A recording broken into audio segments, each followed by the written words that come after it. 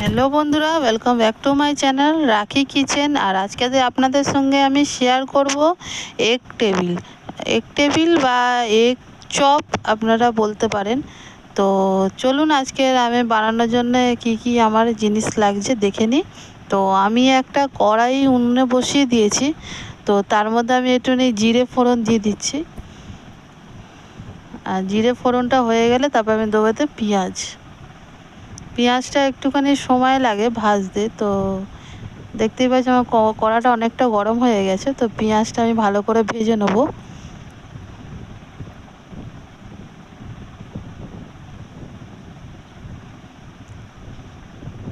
তো পেঁয়াজটা আমার একটুখানি হালকা ভাজা হয়ে গেছে। আমি এতে একটু লঙ্কাটা দিয়ে দেবো। লঙ্কাটা দিয়ে আমি এটা ভালো করে নেড়ে চেড়ে নেবো। আর আপনারা এটা বাড়িতে বানাবেন, খাবেন, দেখবেন দোকান ফেল হয়ে যাবে, খুব খেতে সুন্দর। আর আমি এখানে এটা দেখতে পাচ্ছেন, এটা ভালো করে ভাজা হয়ে গেছে। আমি এতে একটুখানি আদা কুচি দিয়ে দিচ্ছি।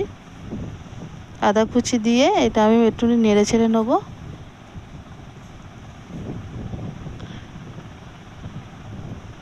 দেখতে পাচ্ছেন আমার এখানে পেঁয়াজটা অলমোস্ট হয়েই এসছে। এবার আমি এতে দেবো আমার সিদ্ধ করে রাখা আলু সিদ্ধ। তো আলু সিদ্ধটা আমি এখানে দিয়ে দিয়েছি, দিয়ে আমি ভালো করে নেড়ে ছেড়ে নেবো।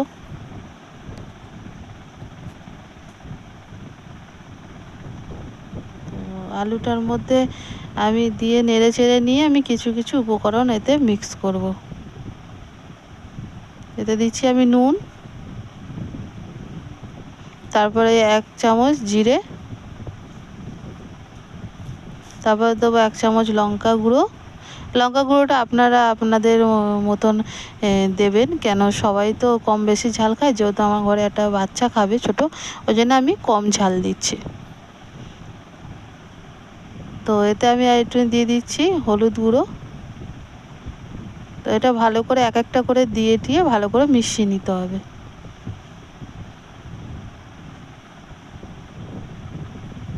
আর এইদিকে আমি একটা বাটি নিয়ে নিয়েছি। বাটিটার মধ্যে আমার আলুটা হয়ে গেছে।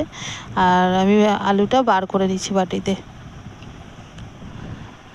আর একদিকে দেখুন, আমি আলু আর ডিমটা একসঙ্গে সিদ্ধ করে নিয়েছিলাম। নিয়ে আমি এক একটা ডিমকে 4 ভাগ করে নিয়েছি, দেখতেই পাচ্ছেন।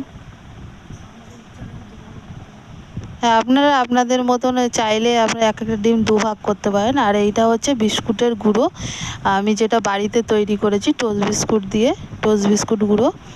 আর আমি এখানে একটা ডিম ফাটিয়ে নিচ্ছি, কেন আমি আজকে ডবল কোটিং করব।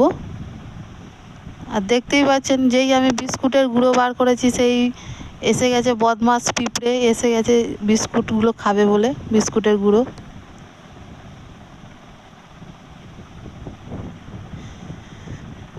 তো এটা ডিমটাকে ভালো করে ফেটিয়ে নিতে হবে। তো এখানে চলুন আমি এবার বানিয়ে নিচ্ছি ডিমের এগ টেবিল। তো আমি এতে হাতে তেল লাগিয়ে নিয়েছি। এবার আমি আলুটা নিচ্ছি। আলু একটা হাতে নিয়ে এরকম ভালো করে একটু চ্যাপটা করে নিতে হবে। নিয়ে ওখানে যে ডিমটা কাটা আছে, ডিমটা এখানে মাঝখানে দিয়ে আর একটুখানি আলু নিয়ে এরকম করে চেপে এটাকে ভালো করে একটা, যেরকম ভেজিটেবিল আমরা খাই, ভেজিটেবিল চপ, সেরকম একটা আকার করে নিতে হবে। এটা একটু চেপে চেপে করতে হবে, কেন আলু টালুগুলো এক এক জায়গায় ফাঁক না থেকে যায়। ডিমটাকে পুরো কোট করে নিতে হবে। এবার আমি বিস্কুটের গুঁড়ো দিয়ে এটাকে ভালো করে চেপে চেপে করে নেবো।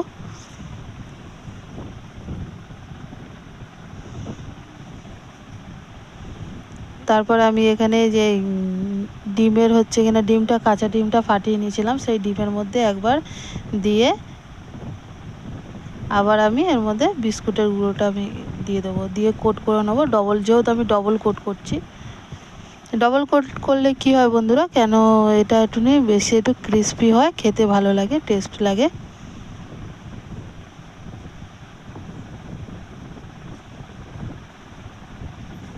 তো আপনারা দেখতেই পাচ্ছেন কত সুন্দর হয়ে গেছে।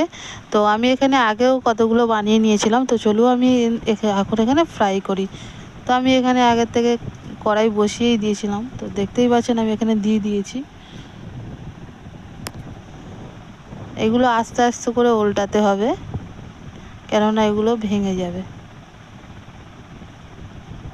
দেখতেই পাচ্ছেন কি সুন্দর আমাদের এক একটা সাইড ব্রাউন কালার হয়ে গেছে।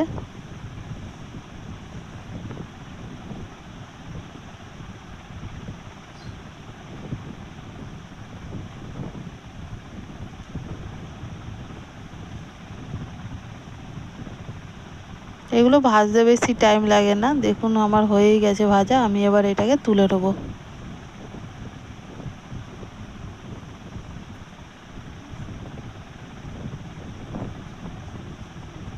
ঘুরিয়ে ঘুরিয়ে ভালো করে ভাজা করে নেবেন।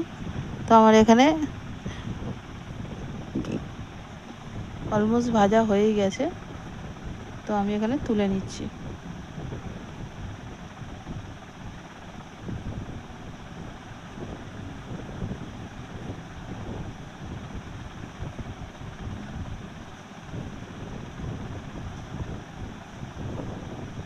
দেখুন আমার হয়ে গেছে কি সুন্দর, বাড়িতে তৈরি, দোকান ফেল হয়ে যাবে, বাড়িতে আপনারা বানিয়ে খান, খুব টেস্ট।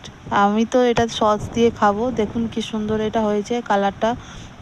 আর আপনারা খাবেন, আমাকে কমেন্ট করবেন, বলবেন কেমন লাগলো খেয়ে, অতি অবশ্যই বানাবেন। তারপরে আমার চ্যানেলটা লাইক করবেন, সাবস্ক্রাইব করবেন, নতুনত্ব রেসিপি দেখার জন্য আমাকে সাবস্ক্রাইব করবেন। থ্যাংক ইউ, ভালো থাকবেন।